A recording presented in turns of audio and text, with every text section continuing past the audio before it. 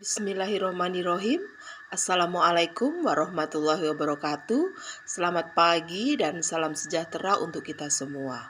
Sebelum belajar, mari kita berdoa agar apa yang kita pelajari hari ini diberi kemudahan dan kelancaran oleh Allah Subhanahu wa Ta'ala. Berdoa menurut agama dan kepercayaan masing-masing dipersilakan. Berdoa selesai. Baik anak-anak, apa kabarnya hari ini? Ibu harapkan kalian semua tetap sehat dan tetap semangat dalam belajarnya.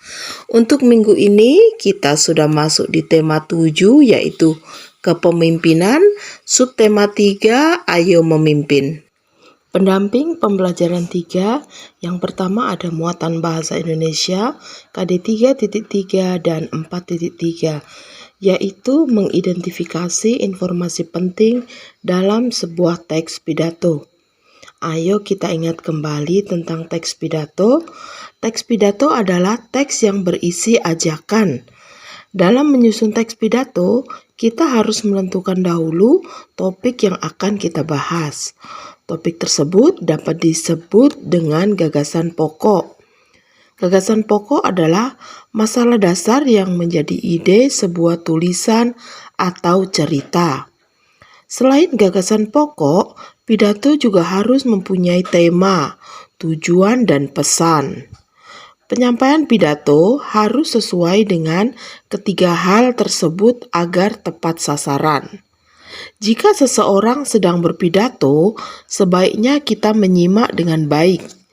Dengan menyimak secara seksama, kita dapat mengetahui hal-hal penting yang ingin disampaikan dalam pidato.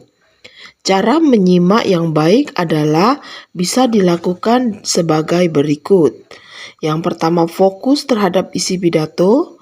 Kedua, mendengarkan pidato yang disampaikan dengan baik. Ketiga, mencatat hal-hal penting dalam sebuah pidato. Dan yang keempat adalah menuliskan kesimpulan dalam sebuah pidato tersebut. Selanjutnya ada muatan PPKN KD 3.1 dan 4.1, yaitu tentang penerapan nilai-nilai gotong royong dalam kehidupan sehari-hari. Gotong royong berarti masyarakat bekerja sama saling membantu untuk mencapai sebuah tujuan tertentu demi kepentingan bersama. Gotong royong merupakan salah satu ciri khas dari bangsa Indonesia. Masyarakat Indonesia terbiasa bergotong royong dalam menyelesaikan masalah. Masyarakat bergotong royong secara sukarela dan tanpa mengharapkan imbalan. Oleh karena itu, dalam sebuah gotong royong diperlukan semangat kekeluargaan karena didasari oleh kepedulian terhadap sesama. Gotong royong yang dilandasi oleh rasa kekeluargaan ini sesuai dengan butir-butir Pancasila, terutama sila kelima yang berbunyi keadilan sosial bagi seluruh rakyat Indonesia.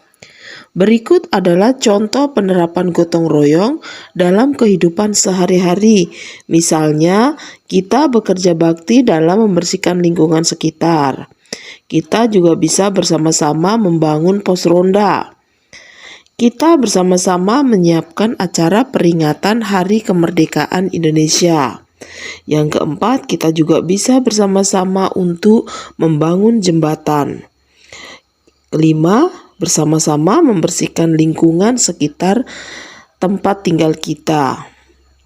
Dalam bergotong royong, masyarakat Indonesia tidak memandang perbedaan, baik suku bangsa, budaya maupun agama. Semua bersatu demi tercapainya kesejahteraan bersama, dengan dilandasi oleh semangat kekeluargaan. Muatan selanjutnya ada muatan IPS KD 3.3 dan 4.3, yaitu tentang kerjasama negara-negara di Asia Tenggara dalam bidang pendidikan. Banyak program yang dilakukan oleh negara-negara ASEAN sebagai bentuk kerjasama dalam bidang pendidikan. Salah satunya adalah pertukaran guru dan pelajar.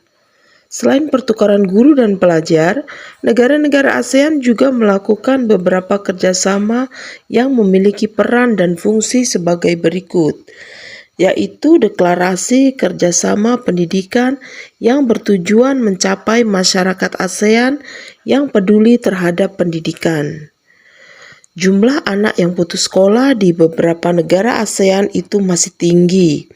Deklarasi ini mengajak negara anggota ASEAN untuk bersama-sama mengatasi permasalahan tersebut.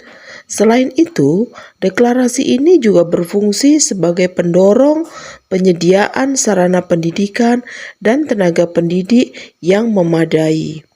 Jika sarana dan tenaga pendidikan sudah memadai, maka kesejahteraan masyarakat pun juga dapat tercapai.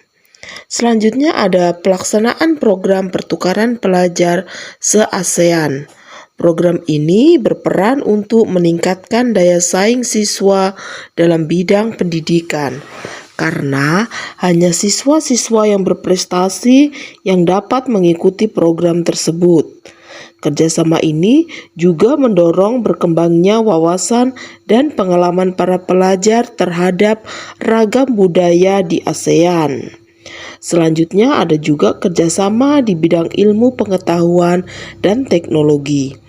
Kerjasama ini diwujudkan melalui kegiatan penelitian bersama. Ada juga kerjasama untuk meningkatkan kualitas sumber daya manusia sehingga mampu untuk bersaing dengan masyarakat di dunia luar. Indonesia merupakan negara yang turut berperan aktif dalam kerjasama di bidang pendidikan. Beberapa peran Indonesia dalam kerjasama ASEAN di bidang pendidikan adalah sebagai berikut. Yang pertama, dapat mendukung program pertukaran pelajar dengan memberikan beasiswa kepada para pelajar yang berprestasi. Indonesia juga mengundang beberapa pelajar negara lain untuk belajar berbagai budaya di Indonesia.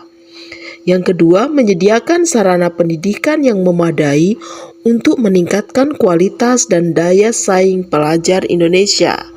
Ketiga, juga menyusun kurikulum pendidikan yang berlandaskan pada perdamaian dunia, menghargai hak asasi manusia, serta prinsip demokrasi.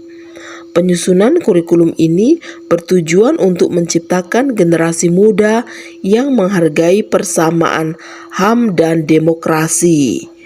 Yang terakhir juga ada kerjasama dengan negara lain untuk mengembangkan ilmu pengetahuan atau teknologi yang telah dimilikinya. Baik anak-anak, demikianlah pembelajaran hari ini yang dapat Ibu sampaikan. Ibu harap kalian tetap semangat, tetap menjaga kesehatan, dan jangan lupa tetap taati protokol kesehatan. Akhir kata, Ibu tutup dengan wabillahi taufik wal hidayah. Wassalamualaikum warahmatullahi wabarakatuh. Terima kasih.